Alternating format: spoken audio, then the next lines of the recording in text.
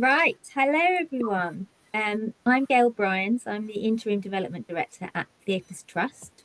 And I'd like to welcome you all to today's webinar, which, as you know, is an introduction to individual giving. Now, this webinar is part of a series of our 3-year pilot project program called Resilient Theatres, Resilient Communities, which is generously funded by the National Lottery Heritage Fund, the Pilgrim Trust, and the Swire Charitable Trust. This is the final webinar for 2024. Previous ones have covered. Oh, hold on one moment. Davina, I don't think you're on mute. Could I ask you to go on mute, please? Thank you. This is the final webinar for 2024. The previous ones have covered subjects like audience development, governance, fundraising for capital projects, and they're all available on our website. The next webinar will be in March, April time on the topic of evaluation, and we will share more details with you all nearer the time on that via our website, newsletter, social media, and all that. So please do keep an eye out for that. Right, just quickly going to touch on some housekeeping before we start. As mentioned, this is part of a pilot project, so we'd be really grateful to get feedback from you. Soon after the event, you'll get an email from us with a link to a short online survey, and we'd really appreciate you filling that out for us. Please can I ask you all to turn off your video and microphones for the duration of the event so that everyone can hear our speakers clearly and that we don't have any interruptions. We recommend that you choose the side-by-side speaker view so that you can see the slides and the speakers. So just to let you know, we are recording this event and we will share the link to the edited video with all of you by the end of next week, and that will come together with the presentation slides. If you require the captioning, we are using that, so you can select the live transcript. That's the small CC button on your Zoom toolbar. If you do have any technical issues, then use the chat box to send a message to Theatres Trust host directly, and not to everyone. And a member of our team will do their best to help you. At the end, we will have around 30 minutes for audience questions. And so we invite you to type your comments and questions into the chat as the webinar is progressing. And where it's relevant, please do indicate which speaker your query is going to be directed at. Right, so on to today's topic of individual giving. So theatres are in a brilliant position relative to other charities when it comes to finding, approaching and keeping hold of individual donors. You have a ready-made pool of people in the form of your audience and a treasure trove in the form of your box office. You know, who comes to your theatre, how often, how much they spend, what kind of shows they like to see, where they live. I mean, non-arts charities would salivate over that kind of information, and having this ready-made potential supporter base. Theatre is also really lucky in that you have a marvellous way to keep your donors engaged by coming to see shows. And other charities have to just rely on newsletters, and actual engagements and visits and things are reserved for their top-level donors. That said, arts charities often struggle in a competitive funding environment to be seen as a worthy, valuable kind of cause. And that can be challenging in the face of other far more emotive and other vital seeming causes. Often theatres' relationships with their donors, I've found, can become very transactional and based on benefits rather than an emotional connection. However, what you do have in your favour, unlike other charities, is that you have great benefits you can give. So when designing your individual giving programs, I think it's just a question of balance and appreciating that donors will have different motivations.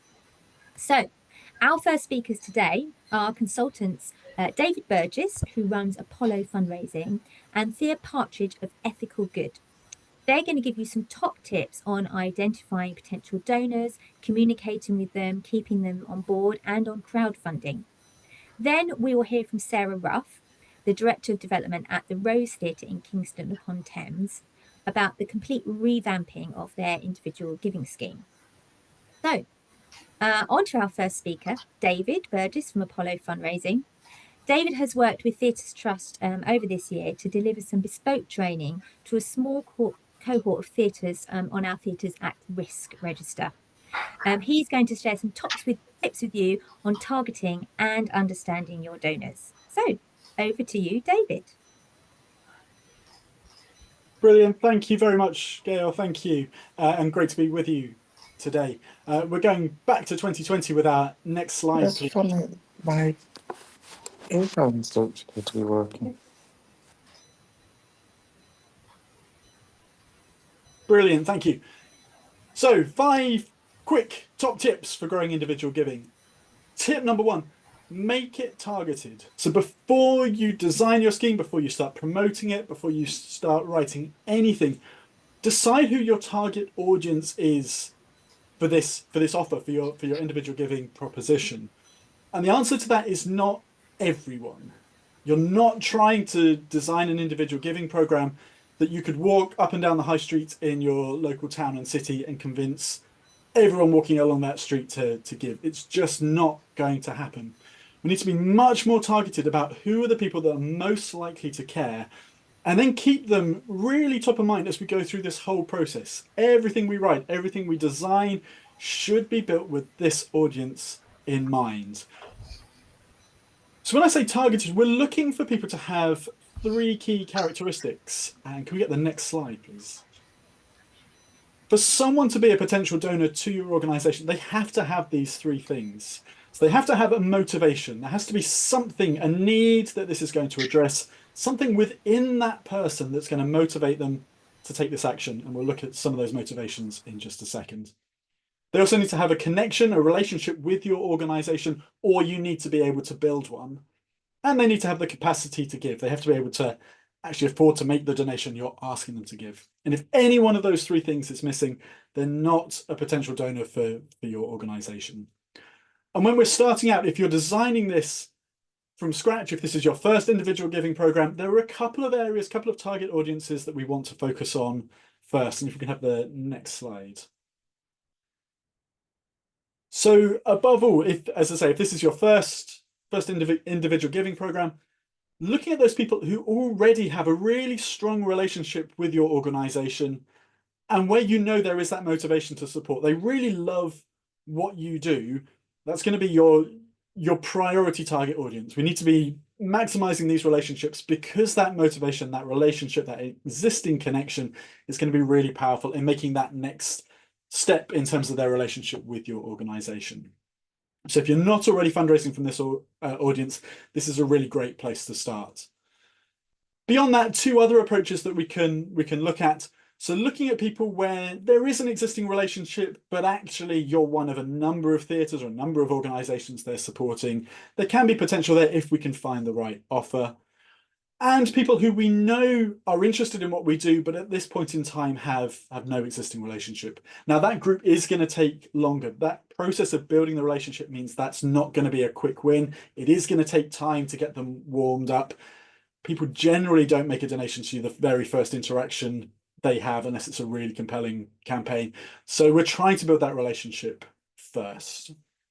And to do this, it means we need to understand who those audiences are. Who are those people that are already really strongly connected to what we do, already care about us enough that they might consider supporting?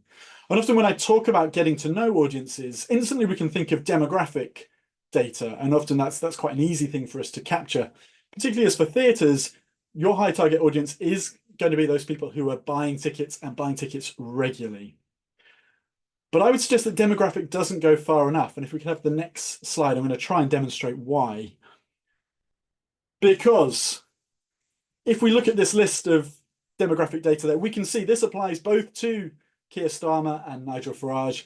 And I think we would agree that they are probably likely to be motivated by different things. They're likely to have different values, different drivers that are going to they're going to affect their charitable giving and what message might land well. So we need to go beyond just that surface level demographic information and get to know them a little bit better.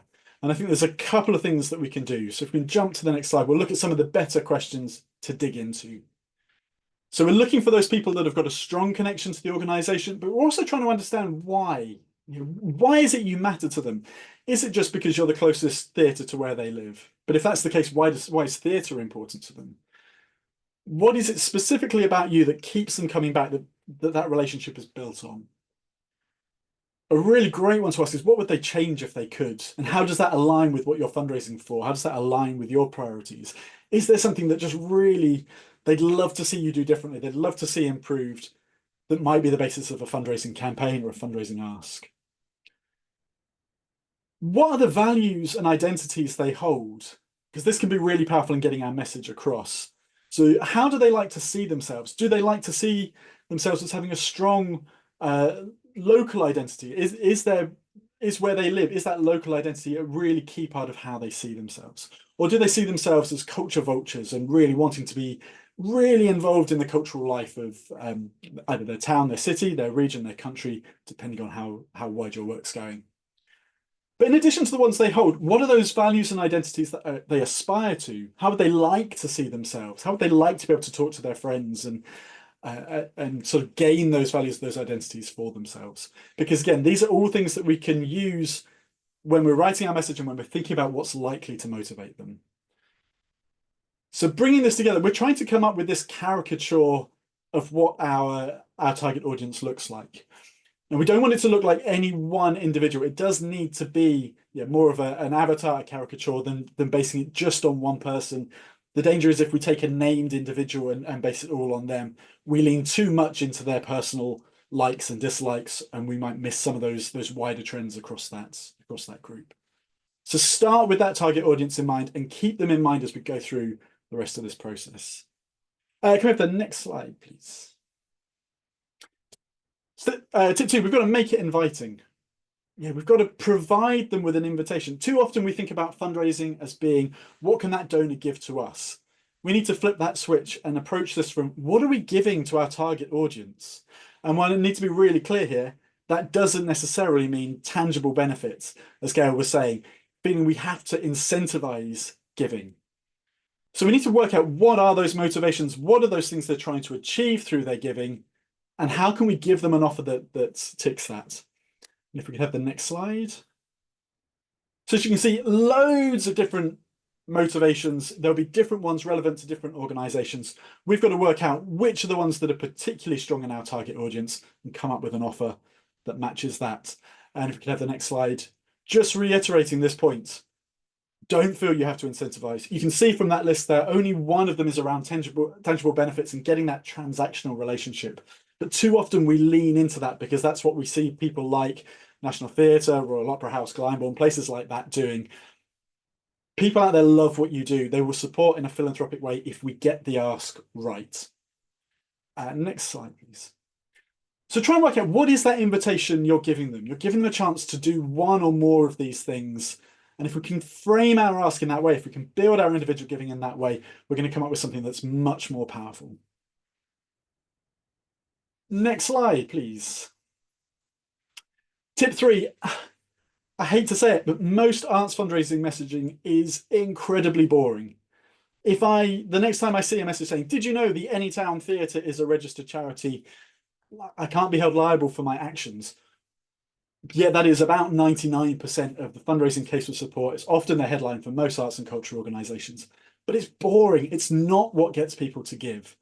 We've got much better stories to tell. And the more you can bring that story side in, the more that we can capture our target audience's heart first and foremost, the more chance there is of them giving. So next slide, please. And we can skip this one and move on to the next, because that's... So think in your message, what is that impact? Why do we need support? What is the difference that donor is going to make? And how can we bring that to life on the page? How can we make that really visceral, really tangible for them? How can we link to shared experience? How can we use our target audience's connection to us as that basis of that story? It means they're going to understand what we do. It means they're going to understand what's working, what isn't, and that need we're trying to meet. How can we bring that to life? And a really powerful way is using story. Our brains are hardwired to respond to story. So the more we can bring some of those storytelling elements into our fundraising copy, into our individual giving promotional material, again, the more chance there is of people engaging with it and responding to it. Next slide, please. But once we've got that copy, once we're telling that story, another mistake I see arts and culture organisations making is hiding their fundraising message away. The problem is if we do that, it doesn't matter how good our story is. If no one's reading it, if we're not providing that hook, that reason to engage, it's wasted. So a couple of things that we can do to give our copy and give our promotional material more chance of standing out. The first, be really bold. Yeah, claim that space. You can see on the left-hand side, that's Norwich Castle. As part of their capital campaign, plastered their fundraising message on bright yellow posters everywhere. That particular poster is on the back of the cubicle door in the toilets. It was on pop-up banners in the foyer. It was on little stands in the cafe, everywhere. So don't be ashamed to put that message out there. The one in the middle, challenge people's expectations, challenge what they're expecting. So you can see the poster here laid out on the floor. Instantly, as soon as something's unusual, as soon as something breaks the norm, our brains switch on, we pay more attention to it. So what can you do that disrupts the expectations of your target audience? And the final one, bit clickbaity here, but it works. Pose a question, set them a challenge that's quite difficult to answer. So you can see here, did you spot the lion? This is an appeal from Dulwich Picture Gallery. No, go to the website. And I think that's a really key one. Sometimes the channel that we've got to get our message across isn't the best one for bringing it to life. If that's the case, use the channel to take them somewhere else that's better. In this case, the website gave them far more opportunities to tell that compelling story about why they needed people to donate for that new lighting equipment. The poster just had to get people to the website. As soon as that's done, that's job done. It doesn't need to make that sell. So think about that. Think about what you're going to do to capture people's attention. What's the best way of telling that story? And then where do you need to take them to make it easy for them to give? And coincidentally, that is tip number 4. So if we can have next slide. You want to remove any barriers, any friction between that moment of someone being engaged and then being able to act on that engagement, act on that motivation. So any barrier that might stand in the way, we need to try and get rid of. It's particularly key in online giving. The number of times you see platforms that ask you to sign in or create an account, you're going to see drop off at that point. So try and strip that away. The same with response mechanisms. Take out any of those unnecessary questions. Remember, that gift isn't the end of the relationship, it's the start of a new one. So there is always that opportunity to go back and fill in those gaps in your knowledge, in your information, if you need. But don't feel you've got to do everything there, because the harder you make it to give, the more chance there is that people will drop off. Can we get the next slide, please? So a couple of other things that we can do. We've talked about that physical challenge of removing logins. Just think, at that moment that someone's engaged, what is the easiest thing for them? So if they're engaged with your message when they're at your theatre, what do you need there for them to be able to act on it? If it's coming as a result of something you're sending out, maybe an e-newsletter or a print newsletter, what is the easiest way of them acting on that donation? What do you need to put in place for that? So whether that's direct response, so sort of physical donation forms that they can send back, obviously ideally with a free post address to make that easy, that might be one way. Perhaps it's QR codes to take people to the right place on your website. Just think through what is the quickest way from getting them from being inspired by that message to being able to do something about it. Another way we can make this easy is by giving them suggested donation amounts. Because that question of how much should I give is a really difficult one to answer, surprisingly difficult. So the more tips, the more information we can give people on, that they can use to base that decision, the better. So have those ideally 3 suggested donation amounts with an option for people to put in another amount. But also be clear what a donation of that size does or could do for your organisation.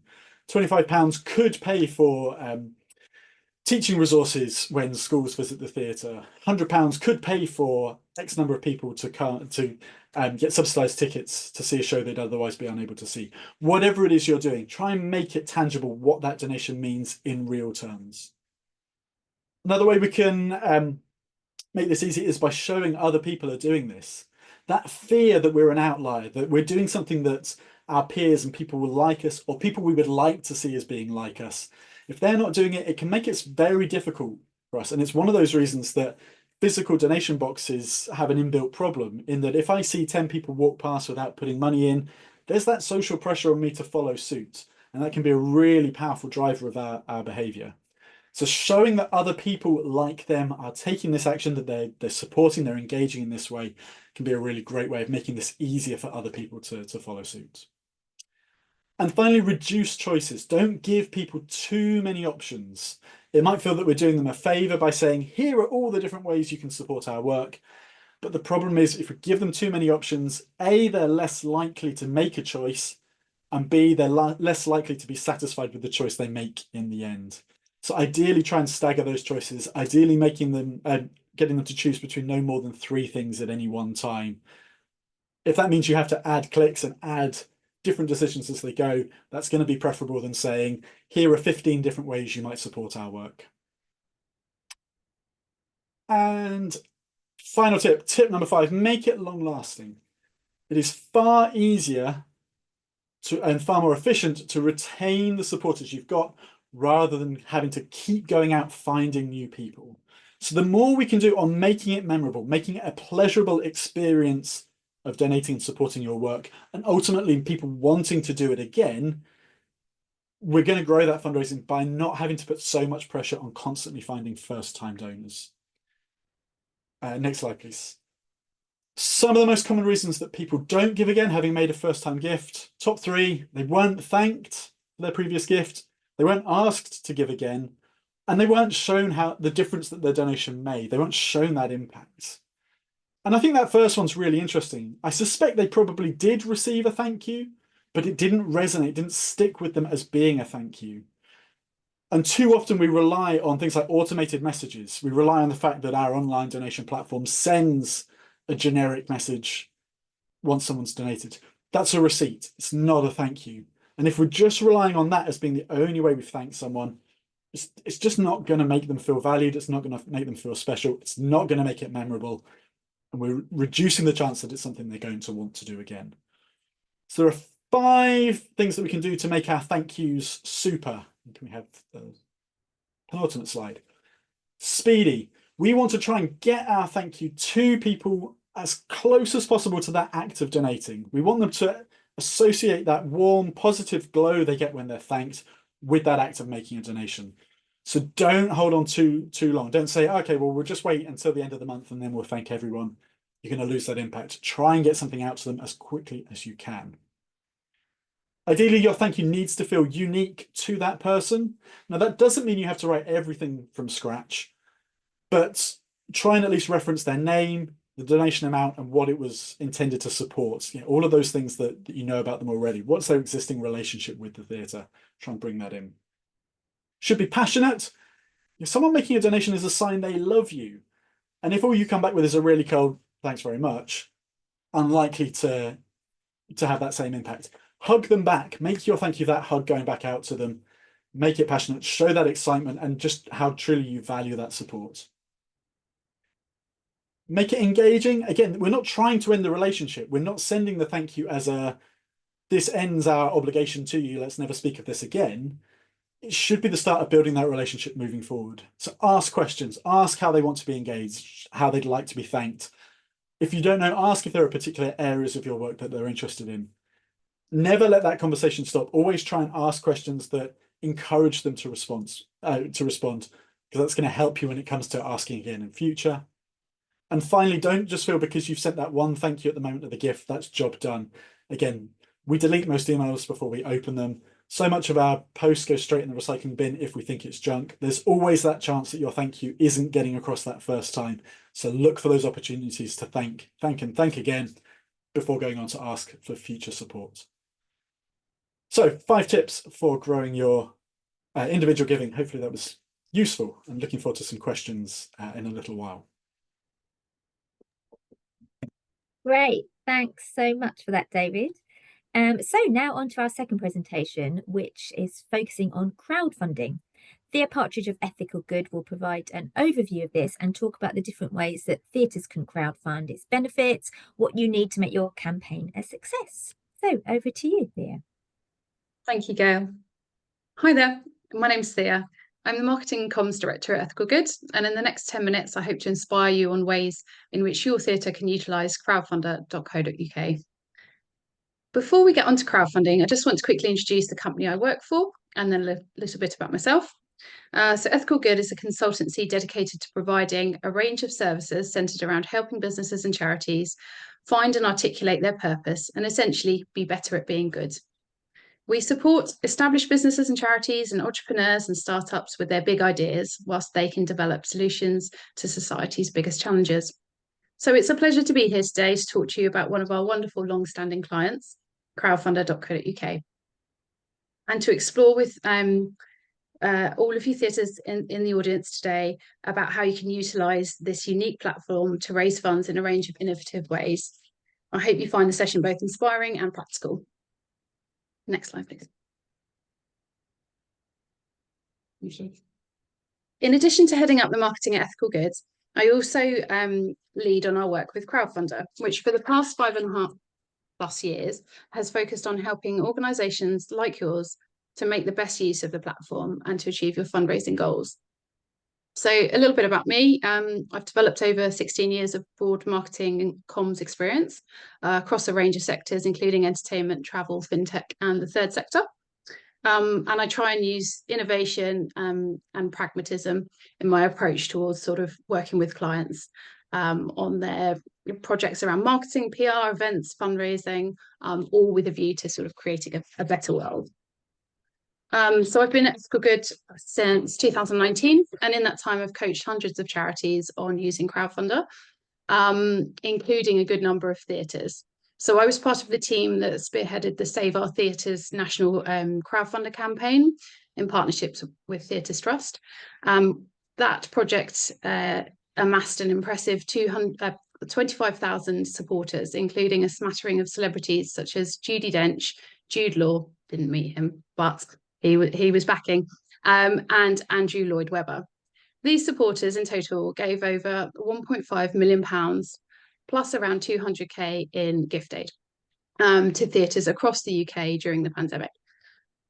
Next slide, please. Now I'm just going to introduce you to Crowdfunder. So, sorry, I think it's the slide back one. Yeah, sorry. The first thing to know is that they are the top rewards-based crowdfunding platform in the UK. And they were created with the aim to enable great ideas to get funded. So Crowdfunder as a platform has raised over £389 million in the past 13+ years. They've worked with around 70 funding partners who provide additional funding pots for a range of projects that matter. So this is from people, organisations such as Aviva through to Sport England and many more. They've distributed over £32 million in extra funding over the course of these years, and Crowdfunder has amassed well over 1 million unique supporters. So it's going great guns. Ethical Goods are really proud to have made a significant contribution to their success over the last 5 years. So we've coached 5 of the top 100 most successful crowdfunders within the past year, in addition to being a vital partner in hundreds of others over the past 5 years. Next slide, please. Okay, so the platform's designed to supercharge giving using a range of different features. So there's 6 key ways to crowdfund, which you can see on the screen just now. So there's rewards-based, there's a traditional fundraiser mode, there's the utilisation of prize draws, and you can just give straight-up donations as well if you want, as well as the option to give regular donations, as well as the extra funding that you can apply for and obtain if you're eligible. So throughout the platform, there's also additional valuable supporter data via the back-end dashboards as well. Next slide, please. Thank you. So why do people give? In order to maximise the number of pledges you obtain, you need to think about a couple of key things and where they intersect. So who is your audience? And think around exciting rewards that might keep them that they might be interested in purchasing from your organisation, or even rewards provided from partners that you might know. And then secondly, you need to think around how you communicate your idea, your cause, and why they should believe in it.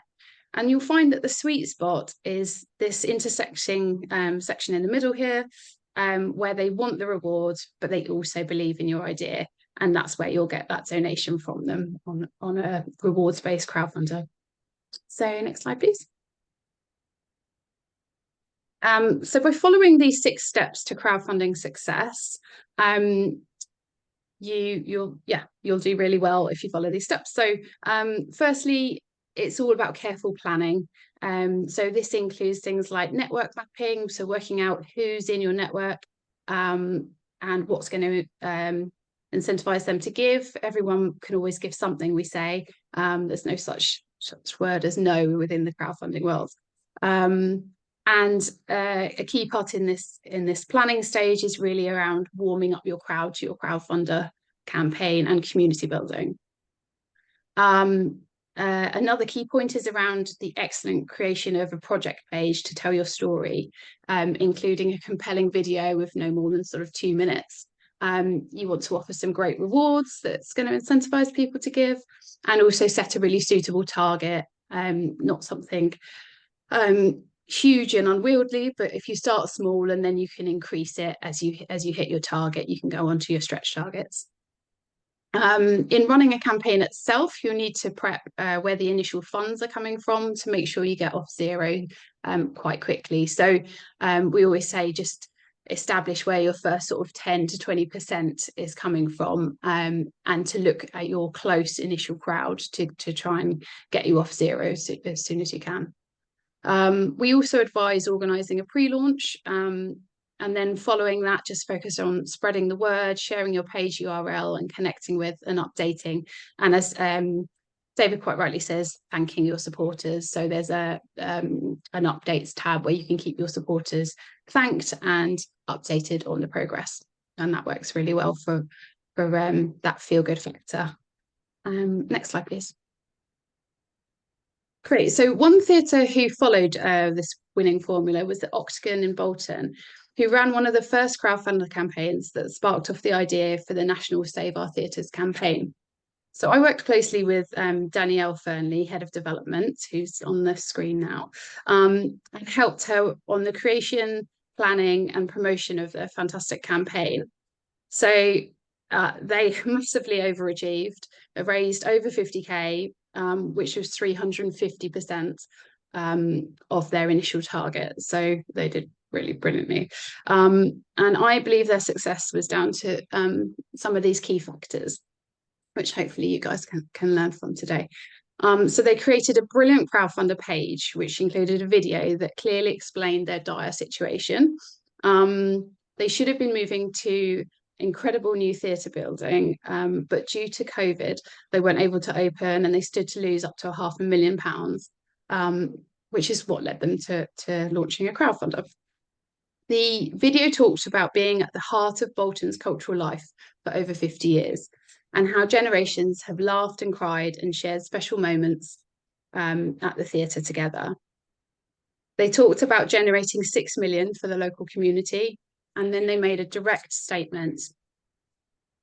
We will be there for you, but right now we need your help to survive, which really pulled on the heartstrings. So the crowd massively got behind it due to some of the amazing communication planning that happened on the campaign.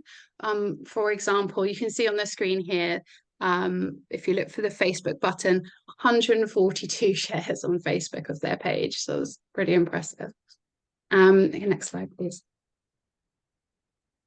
So they also used a great combination of video, visuals and text to tell their heartfelt story. So their once packed theatre, top right, was now unable to open, and the dressing rooms stood empty. Next slide, please. They used images that showed a theatre that should have been full of life and community and performances was sadly closed due to the pandemic. Next slide. Thanks.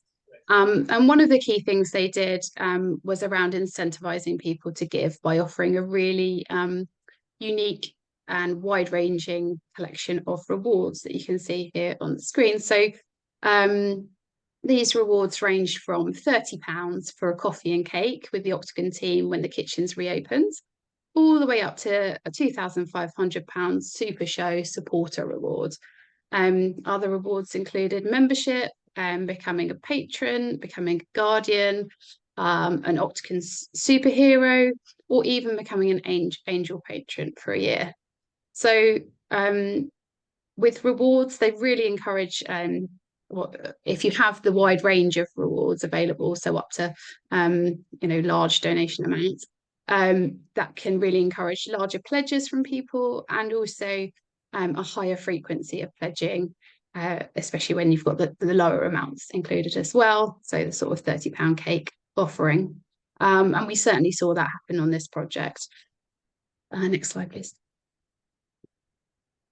So the benefits of crowdfunding, there's numerous benefits. In addition to the funds that you raise from your crowd, these include crowd verification that your idea is a good one, increased awareness and buzz.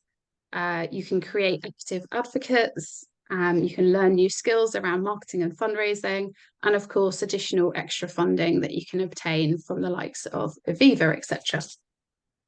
Next slide, please. Thank you. So if that all sounds good, and you want to get started, the first thing to do, if you're a charity, which I assume many of you are, you'll need to create a charity profile. So a charity profile is a permanent profile which you can create as a sort of landing page where you can have multiple project pages linked to it. So prize draws can also be created from here, and they'll all be visible at the front end. So a profile page also gives you a back-end dashboard, which allows for easy reporting and transparency, and you can access all the gift aid data and your donor data on that back end. So to set it up, you'll need a UK bank account of your organisation's name. You need a form of ID for the person setting up, and also for your legal representative. Some basic information around your organisation, including sort of social media links, etc. A copy of your logo, an image or video to grab attention. So again, that's your 2-minute video that sort of pulls on the heartstrings, and some compelling text that tells your story of who you are and why you need to fundraise, and sort of some testimonials probably included within that as well works well, and then how the funds will be spent as well. At the bottom, you can also include, right at the bottom, a section for rewards, and include some images of what those rewards look like and details. So yeah, that's kind of in a nutshell how that works. So what are the costs? The next slide. Okay, so with charities, there's no platform fee. There are transaction fees of 1.9% plus 20p per donation plus VAT. With the additional funding, if you obtain additional funding, there's a fee between 0 to 5%. Gift aid data is also available, so you can do that yourself and process it with HMRC yourself for free. Alternatively, you can use the Swift Aid option at a 5% charge. So all of that information is available on crowdfunder.co.uk fees. And then just the next slide, please. So there is some great learning and support available. You can either come to me directly at Ethical Good, and I can give one-to-one coaching. I can support you in creating your profile, your project page, help with marketing strategies and collateral and PR. And also at Crowdfunder, you can attend group webinars, use their knowledge hub and live project dashboard, but it's all sort of based around self-learning. So if you want someone sort of dedicated by your side during the process, then I'm your girl for that. Next slide. Here's just my details. So if you want any support in understanding the best way to do anything I've talked about today, just reach out and email thea@ethicalgood.com. You can connect with me on LinkedIn. And if you are ready to start crowdfunding, then you can click a link that we're going to be sharing in the chat, and that will send you through to the Crowdfunder starting points. So do pop me an email if you go on to create a profile page or a charity a profile page or a project page, and I can offer just a quick free review of that and give you a little bit of feedback, and we can go from there. So I believe the slides will be shared afterwards, so you can all benefit from those. Thank you. Great, thanks for that, Thea. Right, so on to our third and final speaker. We've got Sarah Ruff from the Rose Theatre in Kingston upon Thames. She's going to tell us about how they completely overhauled their individual giving programme. Okay, over to you, Sarah. Hello everyone, so I'm Sarah Ruff. I'm the Director of Development at the Rose Theatre in Kingston, where I've been in post for around 6 months. Previous to that, I was Head of Development at the Polka Theatre, where I oversaw their £9 million capital campaign, was also looking after the revenue fundraising. My pronouns are she, her. So today I'm going to be talking about the context of the Rose, so a bit about us and our individual giving offer. I'll then go on to talk a little bit around what we've changed and the reason behind those changes. And then finally, I'll talk a little bit about the short-term impact of some of those changes. Unfortunately, I can't tell you about the long-term impact because I just don't know it yet. But yeah, so about the Rose, so we are a theatre based in Kingston upon Thames. We're actually one of the largest independent producing theatres in London. So we have a big auditorium of around 800 seats, and we also have a really big stage to fill. We produce around 7 to 8 Rose original productions each year. And unusually, we're not an MPO, so we get about less than 5% of our income from statutory sources. We're also one of the youngest producing theatres. The theatre was founded by a group of volunteers in 2008. And we have one of the largest building-based youth theatres in the country, and arguably one of the best. Next slide. So I just wanted to talk a bit about kind of the context we're working in, because I'm sure this is very familiar. So this was a graph that was published in Arts Professional a few months ago. So it's from Sarah Thelwell of My Cake, who looks at kind of data. And it just shows the kind of profitability of arts and cultural organisations in England. So basically what it shows is that, you know, over the years since 2018, theatres have their income has been going up, but sadly our income just has not kept up with inflation. So obviously I'm sure you're all experiencing this, but with the cost of living crisis, our expenditures and utilities have just gone up so much. So there has been a real focus for the Rose, and I'm sure for other theatres that are here today, on looking at ways to increase other areas of earned income, but also contributed income like individual giving. Next slide, please.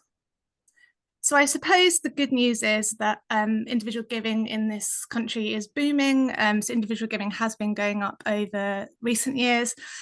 So that's really encouraging. And we do think there is a market for individual giving. Next slide, please. Conversely to that, I suppose the slight caveat is that arts organisations are not necessarily the most popular organisations for charities. Actually, animal welfare is one of the most popular causes, but encouragingly, children and young people is a really popular cause, and I think it's an area that is a real strength for us at the Rose, and I'm sure it's the same for many other theatres as well, that we all do really, really brilliant youth programmes. So it's definitely something that I wanted to forefront within our individual giving strategy.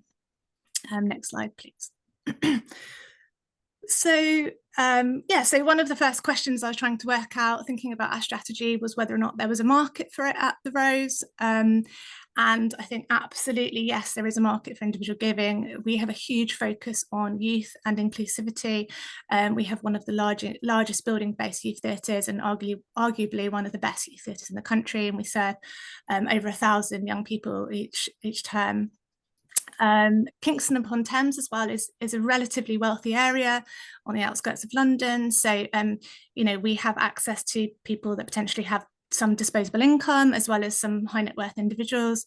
And we're lucky that we have a really brilliant database of customer records as well through Spectrix to draw on. One of the first things I did again when I started was to kind of sit down with our existing supporters and we had some brilliant kind of anecdotal feedback from supporters saying how much they love the Rose. You know, people really want the theatre, they really value it, and they want it there in Kingston. We also have a brilliant offer. So as an amazing community asset, we have loads of hosting opportunities. We've got a brilliant theatre, a brilliant artistic programme, so plenty of opportunities to kind of engage our donors. Next slide, please. So in terms of kind of the staffing and resourcing at the theatre, to give you a sense of how it kind of works at the Rose, so before I started, the organisation had a grant from the Backstage Trust to invest in fundraising. So that pays for part of my salary and was part of the reason that they were able to bring on a new role as a Director of Development. As I said, I started around 6 months ago. When I joined, I was very lucky because they'd also been able to pay for an audit of the fundraising at the Rose. So the lovely Nikki Jones had done a brilliant audit of all of our fundraising mechanisms, and that was something I inherited and agreed with everything she'd said. So that was really nice. And also have some consultancy as well with the brilliant Kirsten Peltonon. And I also work really closely with our individual giving manager, Kate Harland, who I believe is on this seminar today. And Kate was recently promoted as individual giving manager and had been working at the theatre for a few years as administrator. And Kate has done a brilliant job at kind of looking after the relationships at the theatre as well. We also have a development board. So the development board wasn't active when I started. So it was something that I wanted to do, was to kind of reinstate that development board, bring on new people that could support with fundraising, given that we are relatively quite a small team with just me and Kate working on this alongside other areas of fundraising. Next slide, please. So when I started, I was briefed with a 414,500 target towards just towards core costs.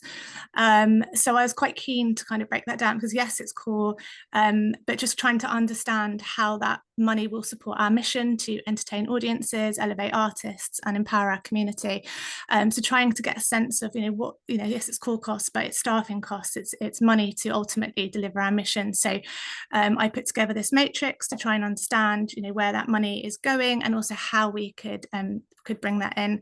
And about half of that is individual giving. So 217 is individual giving within that. On top of that, we also raise money for bursaries. We have capital costs that we need to raise money for, and some other additional costs like adapted shows and practitioner costs.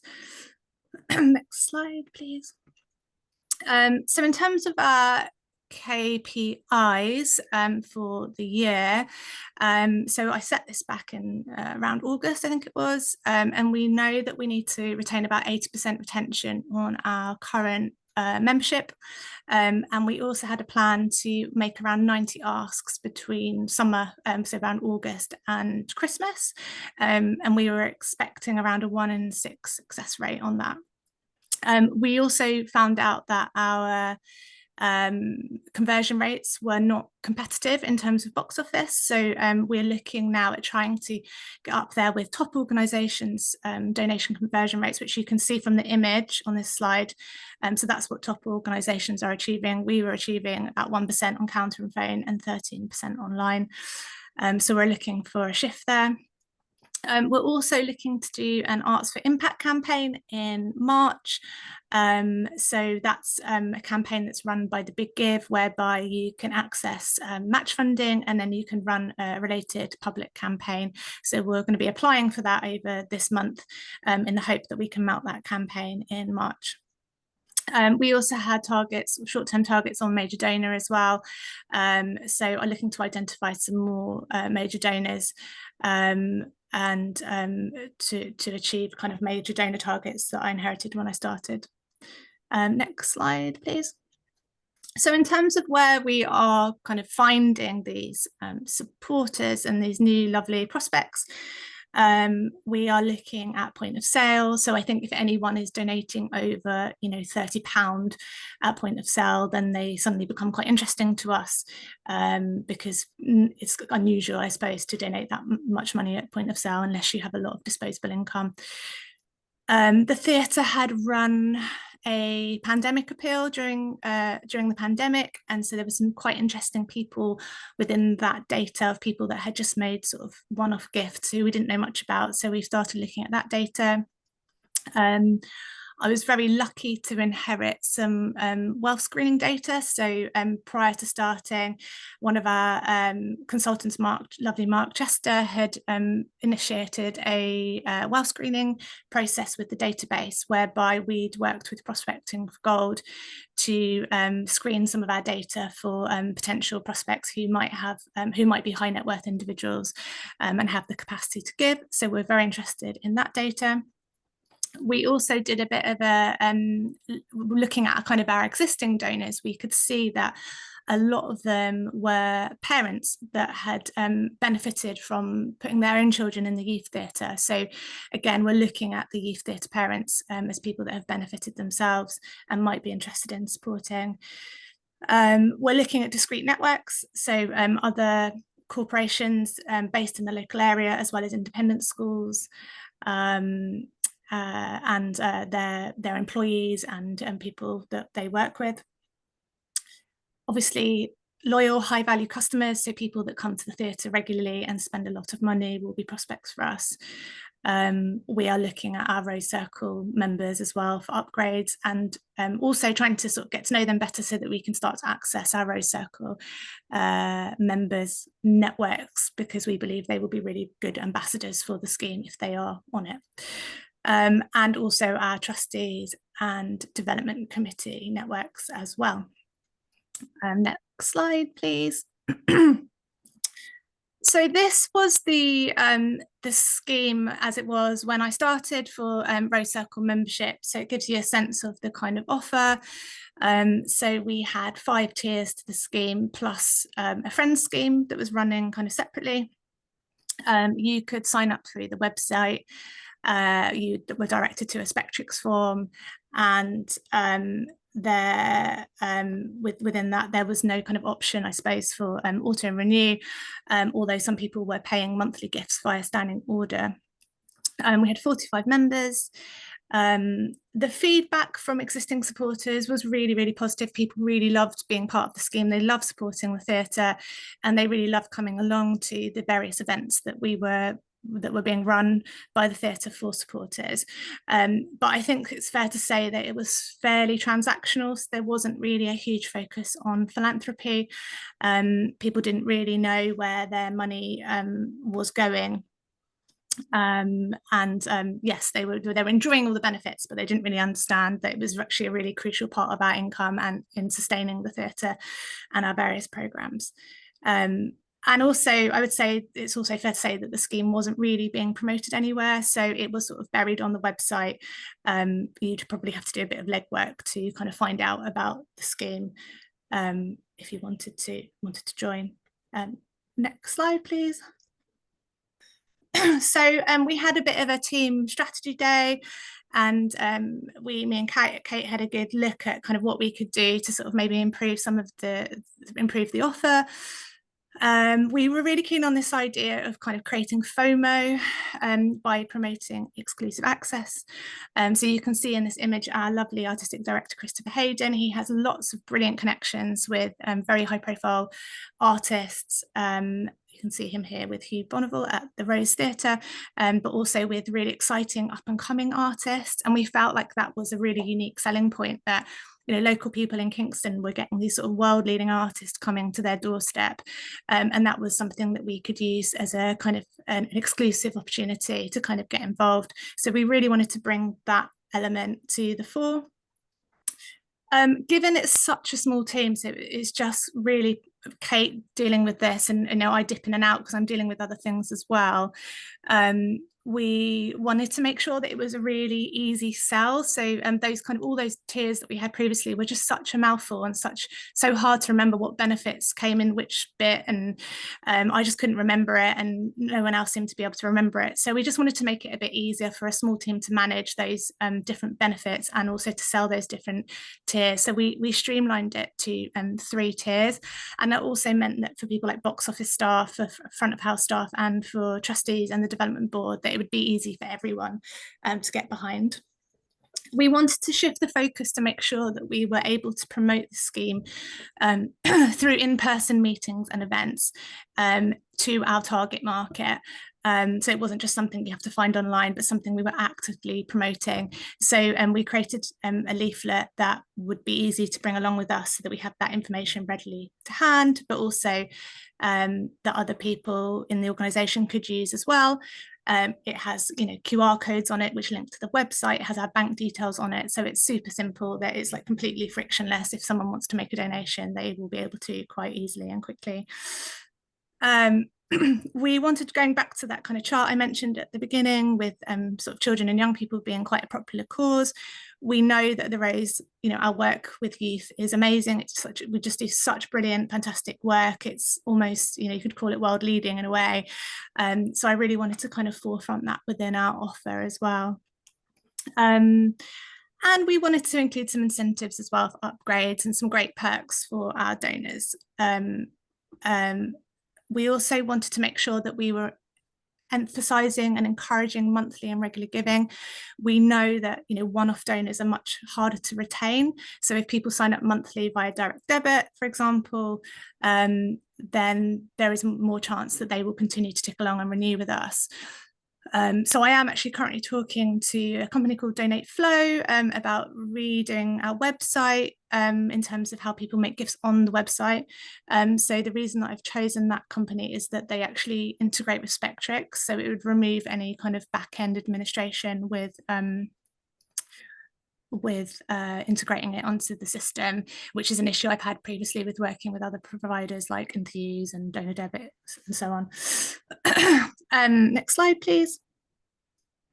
So to give you a sense of some of our kind of new, I suppose, promotional comms materials, this just shows you here some of those things I've been talking about. So wanting to kind of put those beneficiaries, I suppose, front and center of our ask. So those people that are going to be benefiting from our various programs, really focused on kind of children and young people.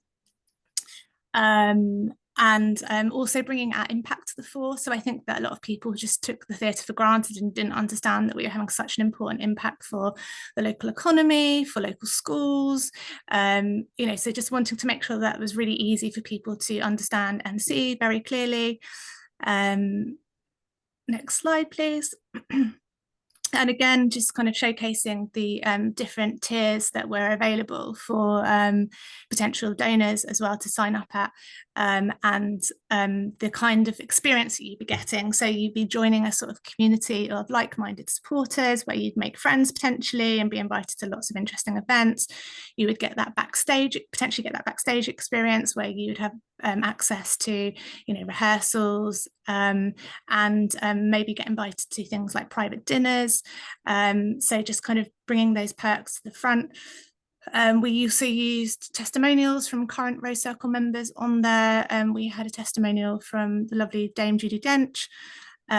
You'll see that the amounts that we've chosen are really in line with monthly giving amounts. So they're nice rounded off monthly giving amounts so that to encourage people to make monthly gifts. And one thing we have found actually interestingly is that a lot of the new contacts we've been talking to are coming in at bronze level. So we wanted to really incentivize that kind of jump to silver. So we have made the silver package quite meaty, I suppose, with within that there is a credit on a main house theatre seat, so you get a name of seat, basically a plaque on the back of the seat, which interestingly, just thinking about what Gail was saying at the beginning of this session around that kind of balance between kind of philanthropic and benefits, but that was something my consultant Kirsten really disagreed with, because she was like, it's too transactional, it should be philanthropic. So we had a bit of back and forth on that, which is just interesting, I think, in terms of how different people approach that kind of idea of how much you want to offer people for what they give in return, and how philanthropic. But I believe we've got a really good balance here of kind of a strong philanthropic ask and great benefits. So who wouldn't want to sign up, and that's what it's all about.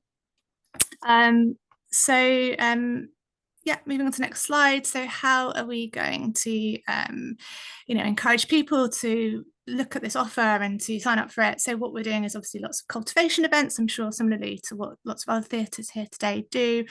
At those events, the shift is that we're making sure that we have charitable messaging in all of our speeches. So Chris is always mentioning fundraising in speeches and the impact of our theatre.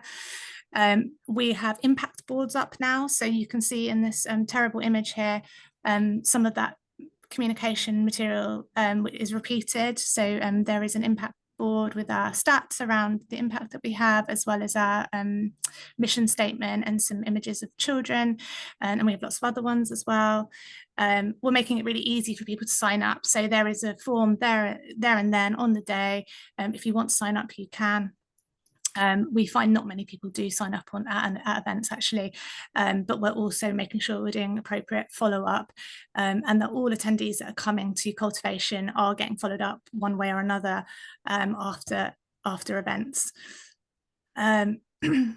Next slide, please. So just to give you a sense of kind of the impact that some of these changes have made. So we launched this at the end of September. And since then, we've had 9 new Rose Circle members, which is really great. To give you a sense of what that means for us, I think last financial year, we had about 4 new members throughout the entire year. So to have 9 new members in the last 6 weeks or so has been really exciting and has been a real boost, I think, for the whole team. We've also had several upgrades, which is brilliant. And there's also been one Rose Circle member who I've been kind of working with and cultivating has recently made a major gift of 30k, which is also really, really brilliant news for us.